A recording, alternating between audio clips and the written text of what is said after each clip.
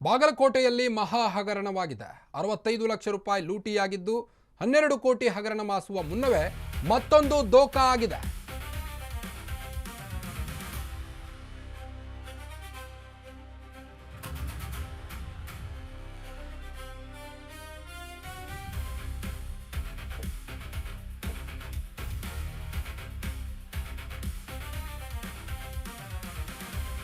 ಬಾಗಲಕೋಟೆಯಲ್ಲಿ ಮಹಾ ಹಗರಣವೊಂದು ಮತ್ತೆ ಆಗಿದೆ. ಈಗ 65 ಲಕ್ಷ ರೂಪಾಯಿ ಲೂಟಿಯಾಗಿದೆ. 12 ಕೋಟಿ ಹಗರಣ ಮಾಸುವ ಮುನ್ನವೇ ಮತ್ತೊಂದು ದೋಖಾ ಕಹಾನಿ ಬಿಚ್ಚಿಟ್ಟಿದ್ದಾರೆ. ಈಗ ಬ್ಯಾಂಕ್ ಮ್ಯಾನೇಜರ್ ದೋಖಾ ಇದು.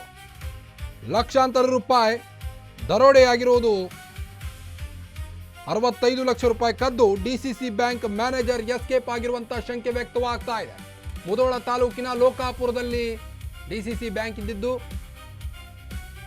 ಡಿಸಿಸಿ ಬ್ಯಾಂಕ್ನ ಹಣ ತನ್ನ ವೈಯಕ್ತಿಕ ಅಕೌಂಟ್ಗೆ ವರ್ಗಾವಣೆ ಮಾಡಿಕೊಂಡು ಅಲ್ಲಿಂದ ಮ್ಯಾನೇಜರ್ ಎಸ್ಕೇಪ್ ಆಗಿದ್ದಾರೆ. ಈಗ ಮಾರ್ಚ್ 31ರಂದು 35 ಲಕ್ಷ, ಏಪ್ರಿಲ್ 7ರಂದು 30 ಲಕ್ಷ ಟ್ರಾನ್ಸ್ಫರ್ ಮಾಡಿಕೊಂಡು ಘಟನೆ ನಡೆದು 4 ತಿಂಗಳು ಕಳೆದರೂ ಕೈಕಟ್ಟಿ ಕುಳಿತಿದ್ದಾರೆ ಅಧಿಕಾರಿಗಳು.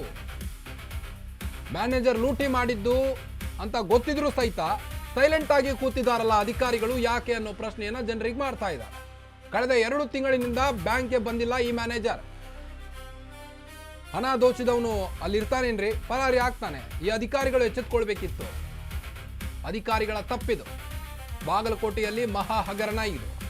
ಮತ್ತೆ ಇಂಥದ್ದೇ ಒಂದು ಹಗರಣ ಆಗಿದೆ. ಈಗ ಈ ಹಿಂದೆಯೂ ಕೂಡ ಈ ಬ್ಯಾಂಕ್ನಲ್ಲಿ ಇದೇ ರೀತಿಯಾದಂಥ ದೋಖಾ ಕಹಾನಿಯಾಗಿತ್ತು. ಬ್ಯಾಂಕ್ ಮ್ಯಾನೇಜರ್ ದೋಖಾ, ಲಕ್ಷಾಂತರ ರೂಪಾಯಿ ಕೊಳ್ಳೆ ಹೊಡೆದು ಅಲ್ಲಿಂದ ಮ್ಯಾನೇಜರ್ ಎಸ್ಕೇಪ್ ಆಗಿದ್ದಾನೆ. ಈತನೇ ಆತ ಗುರುರಾಜ್ಯಂ, ಡಿಸಿಸಿ ಬ್ಯಾಂಕ್ ಮ್ಯಾನೇಜರ್. ಮಾರ್ಚ್ ಇಂದ ಕೊಳ್ಳೆ ಹೊಡಿತಿರುವವನು ಏಪ್ರಿಲ್ನಲ್ಲೂ ಕೂಡ ಕೊಳ್ಳೆ ಹೊಡೆದು ಅಲ್ಲಿಂದ ಎಸ್ಕೇಪ್ ಆಗಿದ್ದಾನೀಗ. ಇಷ್ಟೆಲ್ಲ ಆದರೂ ಸಹಿತ ಅಧಿಕಾರಿಗಳು ಕಣ್ಣು ಮುಚ್ಚಿ ಕೂತಿದ್ದೀರಾ ಅಂತ ಜನರು ಪ್ರಶ್ನೆ ಹಾಕ್ತಾ ಇದ್ದಾರೆ. ಈಗ 12 ಕೋಟಿ ಹಗರಣ ಮಾಸುವ ಮುನ್ನವೇ ಮತ್ತೊಂದು ದೋಖಾ ಆಗಿದೆ. ಈಗ ಬ್ಯಾಂಕ್ ಮ್ಯಾನೇಜರ್ನಿಂದ ಡಿಸಿಸಿ ಬ್ಯಾಂಕ್ನ ಹಣ ತನ್ನ ವೈಯಕ್ತಿಕ ಅಕೌಂಟ್ಗೆ ವರ್ಗಾವಣೆ ಮಾಡಿಕೊಂಡು ಅಲ್ಲಿಂದ ಪರಾರಿಯಾಗಿದ್ದಾನೀತ.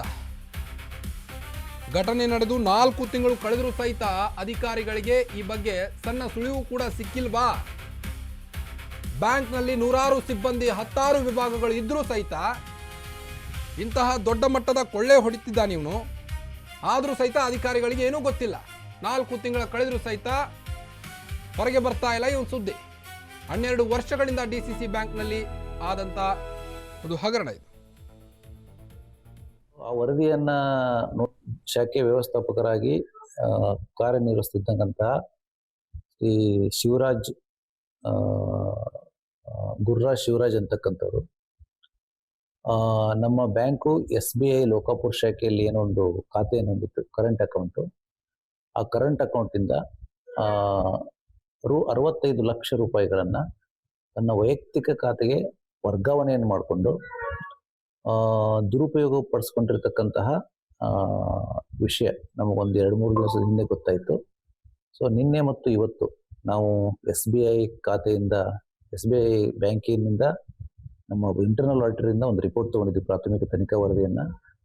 ಸೊ ಆ ವರದಿಯನ್ನು ನೋಡಿದಾಗ ಅವನು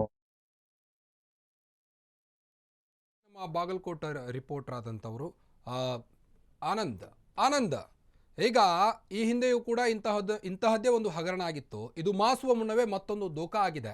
ಮ್ಯಾನೇಜರ್ ಇಷ್ಟೆಲ್ಲ ಕೊಳ್ಳೆ ಹೊಡಿತಾ ಇದ್ರು, ಅಲ್ಲಿಯ ಅಧಿಕಾರಿಗಳಿಗೆ ಸಣ್ಣ ಸುಳಿವು ಕೂಡ ಸಿಕ್ಕಿಲ್ವಾ ಹೇಗೆ ಅಂತ? ಡಿಸಿಸಿ ಬ್ಯಾಂಕ್ ಏನಿದೆ ಅದು ಡಿಸಿಸಿ ಬ್ಯಾಂಕಿನ ಒಂದು ಬ್ರಾಂಚ್ ಇಲ್ಲಿ ಮುಧೋಳ ತಾಲೂಕಿನ ಒಂದು ಲೋಕಾಪುರದಲ್ಲಿದೆ. ಅಲ್ಲಿ ಲೋಕಾಪುರದಲ್ಲಿ ಇರುವಂತಹ ಒಂದು ಮ್ಯಾನೇಜರ್ ಏನ್ ಮಾಡಿದ್ದಾರೆ, ಅವನು ತನ್ನ ವೈಯಕ್ತಿಕ ಅಕೌಂಟಿಗೆ 65 ಲಕ್ಷ ರೂಪಾಯಿಗಳನ್ನು ಹಾಕಿಕೊಂಡು ಅವನು ಈಗ ಏನೋ ಲಪಡ ಮಾಡಿ ನಾಪತ್ತೆ ಆಗಿದ್ದಾನೆ. ಅಂದ್ರೆ ಅವನು ಈ ಕಾನೂನು ಪ್ರಕಾರ ಮತ್ತು ಇದ್ರ ಪ್ರಕಾರ ತನ್ನ ವೈಯಕ್ತಿಕ ಅಕೌಂಟ್ಗೆ ಬ್ಯಾಂಕಿನ ಹಣವನ್ನು ಹಾಕ್ಲಿಕ್ಕೆ ಬರಲ್ಲ.